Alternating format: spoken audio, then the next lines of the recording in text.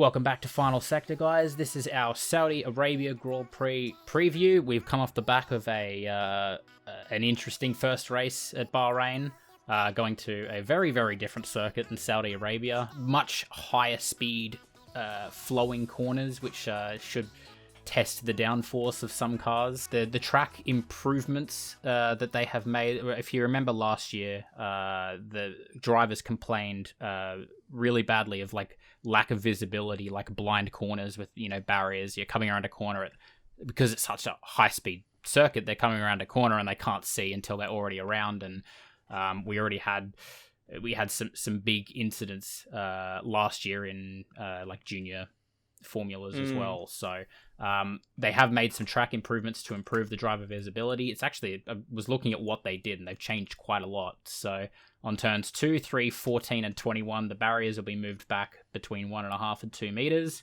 The barrier on the right hand side of T27 will be moved back 1.5 meters so they can widen the track.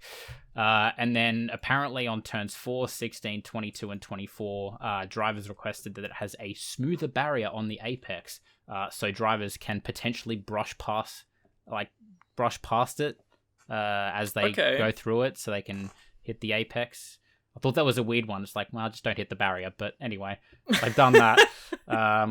So let's hope that the improvement to visibility does work, because that was a very, very big concern from last year. But in saying all that, let's look ahead to this year. So the notes that I've got is that I still expect Red Bull and Ferrari to be relatively strong here, assuming Ferrari can get a hold of whatever problems they were having. But the one thing I saw it was a Driver 61 video, I believe, earlier today, and they were talking about how, I think you mentioned in the Bahrain breakdown, that it could be a fuel pump issue, which is a spec part, so it might not be their power unit. But the alternative is it could be with the introduction of the ethanol fuel mix. It's possible that their mix is a little bit more potent, which is causing the fuel pump to fail faster, which is something that they can't change. So if it's that, and I think it's a bit to do with heat too, because I think this fuel mix, they said, burns a lot hotter than previous. It does, previous yes, wasn't a lot really more an issue, volatile. but some teams, as we said, Red Bull obviously, and McLaren, I think we're mentioning it too, that they actually are having some unexpected problems there. As if McLaren didn't have enough problems, but yes, well, so yes. I would assume it's probably just the fuel pump, but if it is something like that, then that's a big issue they need to get a handle on. Regardless, I still expect them to be quick, especially here where it's such the high speed corners they always seemed really strong through. Even at Bahrain, it was just sort of the low speed corners where Ferrari the were very a lot low better. speed corners, yeah. So, and there just doesn't seem to be that many of them at Saudi. So I do expect a very, very close fight between Ferrari and Red Bull at the top. I'm not sure what you think, but I just expect those. I agree. Yeah, I think. At one point I will make an issue. Of course, this is the first race we're having that they haven't tested at or had a lot of practice for. So they'll be getting in there, just having their 3 practice sessions, which I believe are all now an hour long, right? Rather than the hour and a half these days. So they'll just have the 3 hours of practice, assuming, the cars are up and running, which we've already seen from Bahrain, even in the practice sessions, some cars stuck in the garage for the whole session with things. So even more important for the guys to get out there. As you say, almost every different track they go to, of course, they want to have as much practice as they can, because cars will handle completely different to last year. They only had the 1 year of racing so far here, so already the general data about the track is they've only got a year's worth. And as you said, they made a few minor changes here and there, which will still add extra variables into the mix. I think it's hard to say, but I think Max in general, he had his qualifying error last year, but still he seemed really quick around there when he was on his game. So I expect him to look if they can get a hold of that car. And, he talked about all the issues that was battling with Bahrain. If they could sort a lot of those out and he's able to just push for it, you'd imagine that he's going to be at the top there and present a very strong case. It just depends if Ferrari is so much more ahead and so much more comfortable that then, they'll waltz away or not. But I think it will still be close. I'd confidently still say it's not going to be, Ferrari just romping away again and having a good time. I think it'll be a good one. 100% agree. I think Saudi is leading off some of your points that you made in that is that Saudi's a confidence track because it's such so high speed and the barriers are so close. You know, they were obviously last year likening it to a high speed Monaco. It's the last sector of Vietnam, but for the entire track. Yes, that we never got to see. Yeah. But yeah, it's a confidence track. So because there's still maybe not a huge amount of confidence in these cars, the only thing I would say is that maybe because Ferrari have probably more confidence in their car than others, that could be a strength to them. They could maybe, have the confidence that they're not going to just lose it and go into the barrier, or not have to back off because they know, okay, this car's going to stick. Having that confidence in the car, I think, is going to be pretty vital around here to get a quick lap time for qualifying. So, I think Ferrari probably have the edge there. But yeah, I do expect Max and that Red Bull still to be very, very quick. So yeah.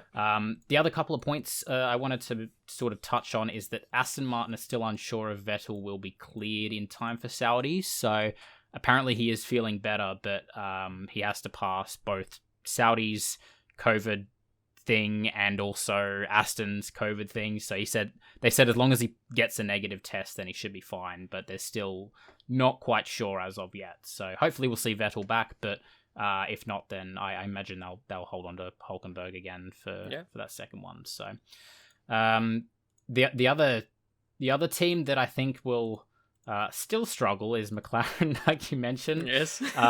Norris came out and had some pretty strong remarks saying they were a long way off. They're just struggling with a severe lack of downforce, and they still haven't got on top of those brake cooling issues as well. Although in saying that, Saudi, there's not a lot of... It's not super heavy on the brakes. Again, it's more You don't have any flowing. heavy kind of super quick then stop. You have like half braking or trail braking, right? Yeah, that's it. So that might sort of favor McLaren a little bit with their brake cooling issues, but yeah, apparently that lack of downforce and lack of grip is just something that that is not great for them. So I think that's probably going to be... I think it's going to be a long time before they get on top of their issues. I thought it might be something they could get on top of in a few races, but this... Sorry, McLaren fans, you might be seeing them a long way off for a while, which is it's a real shame given where they were the last couple of years. But never. It goes to show what a regulation change can do, right? I mean, even going into this, for all the teams who were thinking, majority of I feel like us and majority of sources are kind of going, but McLaren at least fourth in the constructors, it's a given, right? That's probably one of the easiest calls, and yet they've started off not a bit below fourth, but they're literally right at the back. So even if they can improve a little bit, they've still then got theoretically. Yeah, then they've seen how far Haas and Alpha have come out of the gates. Yeah, and Alpine, they got those three, and AlphaTauri. I would say those 4 teams. Exactly, they're behind all them, so they have to. Even if they mix with them, it's like, okay, now you've got to try and get past. These guys as well. Like Alfa Romeo and Haas with that Ferrari engine. Even if they get on top of their downforce issues with their Mercedes engine, which looks like that is an issue, right? If this will be a good weekend again. Yeah, another great weekend to see if they're struggling. And yeah, speaking of Merc, I do expect the Works team to struggle here as well in the high speed corners, because it seemed like they were down on pace at Bahrain.